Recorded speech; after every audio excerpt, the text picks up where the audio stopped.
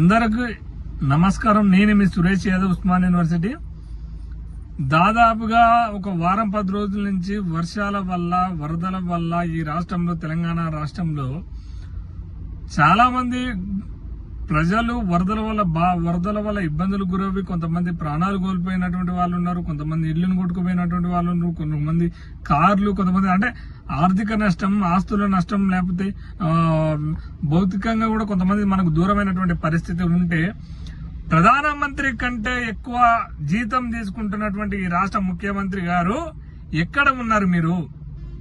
ఇవాళ ఎంతో మంది జనాలు నీటిని వరదలలో మునిగిపోతుంటే స్పెషల్ ఫ్లైట్లు ఏర్పాటు చేసి వాళ్ళని ఆర్థిక సహాయం అందించి వాళ్ళకి ఫుడ్ సప్లై చేయాల్సినటువంటి రాష్ట్ర ముఖ్యమంత్రి గారు ఏడబోయినారు మీరు?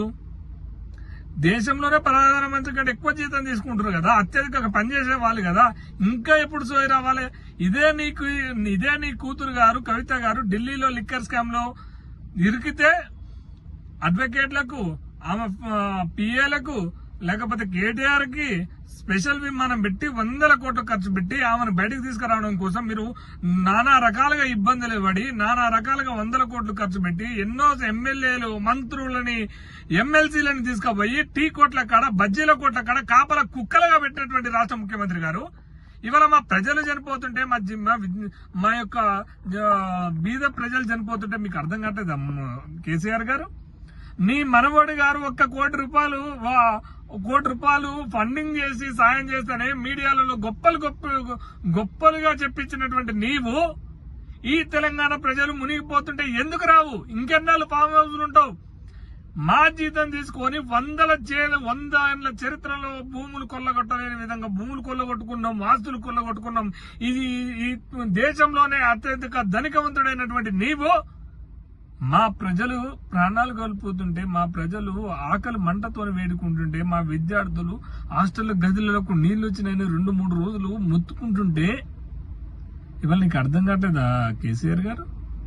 ఎప్పుడు మారుతారు కేసీఆర్ గారు? మీరు ఎప్పుడు మేలుకుంటారు కేసీఆర్ గారు? మా శవాల మీద మా యొక్క ఆర్త నాదాల మీద మీరు విలేతాండం చేద్దాం, డాన్స్ చేద్దాం అనుకుంటారా కేసీఆర్? ఇవాళ కేటీఆర్ గారు మాట్లాడతారు, ఇవాళ ప్రతిపక్షాలు చిల్లర చేస్తున్నాడు.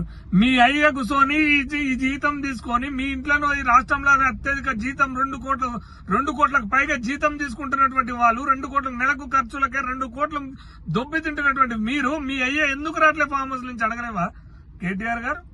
ఎందుకు క్వశ్చన్ చేయలేకపోతున్నావు?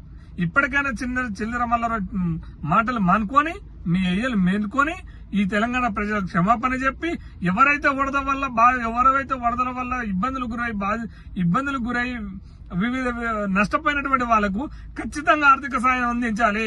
1,00,000 రూపాయల చొప్పున ఆర్థిక సాయం అందించాలి తక్షణమే వాళ్ళకి. అదే విధంగా వాళ్ళకు ఫుడ్ సరఫరా చేయాలి. అదే విధంగా వాళ్ళకు ఫెసిలిటీస్ ఇవ్వాలి. మీకు యంత్రాంగం మొత్తం మేలుకొని ఇవాళ ఒక మంచి వసతులు ఏర్పాటు చేస్తుంటే, అవసరం అంటే కలెక్టరేట్ బిల్డింగులు పెట్టి, లేకపోతే ఎస్పీ బిల్డింగులలో ఆ ఒక్క వరద బాధితుల్ని ఉంచుంటే ఇవాళ ఇంత నష్టం కాదు కదా. ఇప్పటికైనా మేలుకొని సహాయం చేయాలని మేము డిమాండ్ చేస్తున్నాం. లేని ఏడల తక్షణమే, లేని ఏడల పెద్ద ఎత్తున పోరాటాలు చేస్తామని తెలియజేస్తున్నాం.